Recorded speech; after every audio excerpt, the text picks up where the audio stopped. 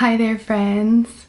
Miss M is back with a fun activity for us. In this video, I'm going to be talking about how to use our puppets and our, if not puppets, our fill-in puppets like Mr. Ball. How to use those while we're doing some play with food and pretend play with food. So there's a couple different ways we can do this kind of an activity. One of the things I like to do, especially when we're talking about healthy foods and categorizing those kinds of foods versus maybe foods that taste yummy but aren't so healthy for our tummies, is by talking about go foods and slow foods. Now, I don't have my visuals with me. They are in my speech room. And again, thank you to the current shutdown right now. But when we're talking about this, and I will link some images for you, you have like a green arrow with go and then slow foods. And typically I'll do like a turtle or something, an animal that moves a little bit slower to give that visual of what that food kind of goes under, right? So we're looking at what I'll do first, in this activity is I will talk about, so let's say we've got some lettuce, we've got a tomato, we've got some ice cream, and we've got some pizza, okay? Now, sometimes I just use visuals with these kinds of foods on them, but they're a lot more fun. So if you have some toy food at home, then I definitely recommend kind of getting that out and starting the process of just putting them in two separate categories. Again, you can print out those visuals and kind of put those, like if you're on a table or on the carpet, put one here and one there, and making sure you can see everything. And that way you can then lay out all your toys and organize them. So let's talk about our go foods. Go foods are foods that help your body feel energized. Maybe they help you run really fast, right? Or maybe they make your tummies feel happy. You want to jump up and down when you eat them. Those are the kinds of things I like to say with my friends. So things like lettuce, right? That gives our body some good energy. Tomatoes, all our fruits and vegetables do. Strawberries, right? Although I can't eat too many strawberries or my tummy hurts. Peas, things like that. So you have a good visual. So those we'll put all in our kind of go food pile. So I'm just gonna, put them right here. And then we want to talk about our slow foods. Things that taste yummy, but they make our tummies hurt, like ice cream, right? This is super yummy, but it definitely, if we eat too much, it hurts our tummies. We get really sleepy, right? Even ice cream might give us some brain freeze. That's always fun to talk about. And things like pizza. Pizza's super yummy. And it does have some go foods in it, but overall this turns into a slow food, right? It could hurt our tummy if we eat too much. Okay, so then the way I'll do this, and I'm gonna actually have, if you've got your child, your preschooler right there, definitely have them interact with me right now as I kind of model how to do this activity. So again, sometimes we use Mr. Ball, and Mr. Ball is great because he can easily be passed around for each turn in a speech session if I'm doing a group session.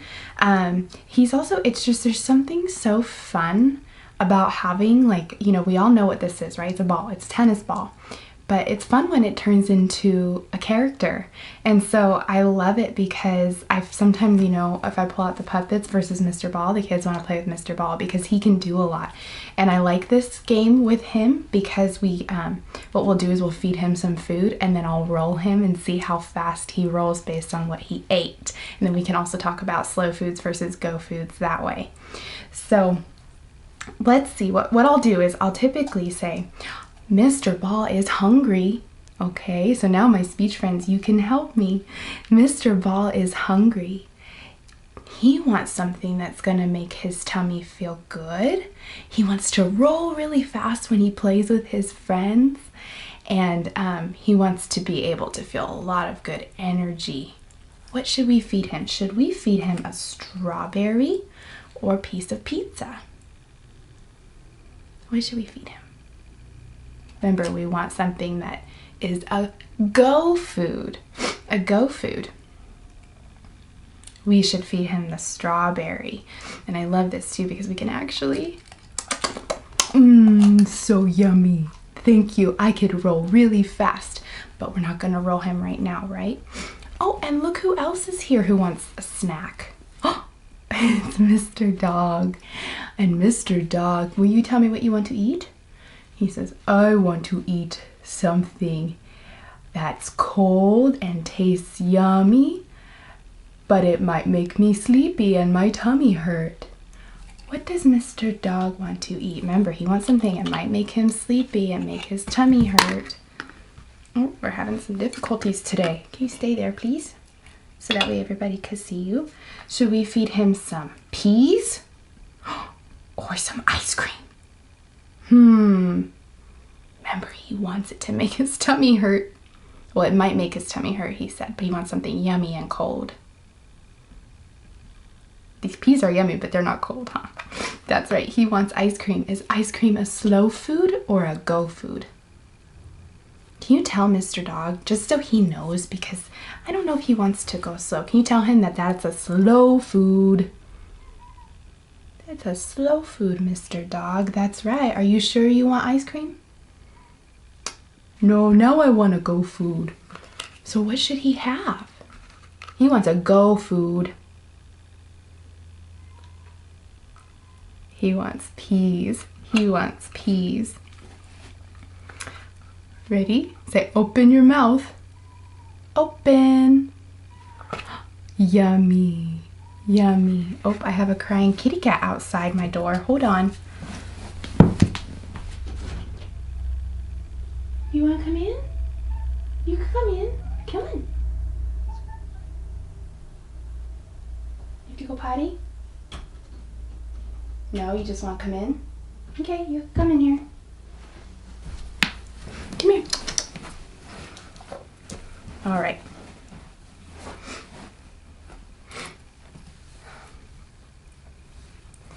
All right, great job. So that's just one way that we can, when we're talking about our foods at mealtime or whatever, we can kind of incorporate some of that language that revolves around healthy choices, and we can put it into a play activity where we use our toys and our puppets and create kind of this fun, familiar context for our kiddos while we're doing all that language stuff, which is the whole point. And then another thing that I love to do when we're working with imaginary play and puppets and food and all this stuff, because, you know, I think not for every child, but meal times are something that, again, bring us all together. It's a familiar context. I know I talk about this when we're talking about storybooks. Meal times are kind of similar, where it's a very relevant, very understandable situation to be talking about and to promote that growth in that language. So when you're doing imaginary play, it's great when you have toy food and things that look like the real thing. That's why I like to use more of things like this that are three-dimensional. I know I have some of these fun little felt objects as well. And so it's fun when you can do things like this with these very realistic... Lily.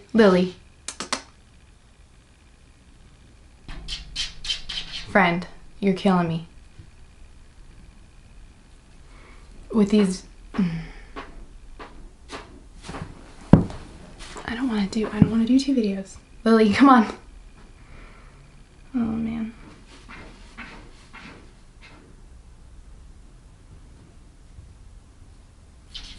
Okay, Lily, you're all done. You did good. Good girl. Count 2 out. Good girl.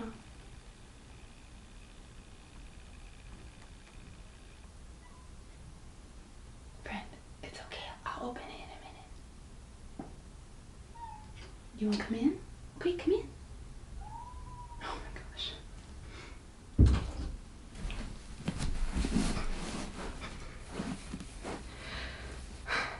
So it's fun to have those three-dimensional objects or things that you can kind of build. So I have, you know, my hamburger when we want to make a hamburger. So maybe we're playing with Doggy and we have all of the things we need. We have our bun, we have our lettuce, we have our tomato, we have our cheese, our meat and our onion, they're all in here, and we can work on that requesting. So if I ask, you know, Mr. Dog, what do you want in your hamburger?